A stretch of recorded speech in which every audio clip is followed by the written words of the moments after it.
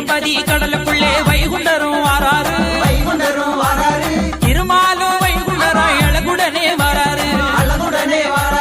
கலியளிக்க கடவுளும் கருணையோடு வராரு கண்டனுக்கு கண்டங்களி பரம்பொருளும் வராரு பத்து அவதாரம் கொண்ட பரம்பொருளும் வாராரு பரகதிகள் தந்தருளே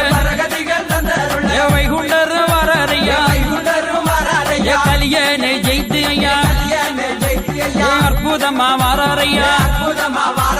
களிமாயை அறுத்தறிந்து அழகு வாழ்வு தந்தாரையா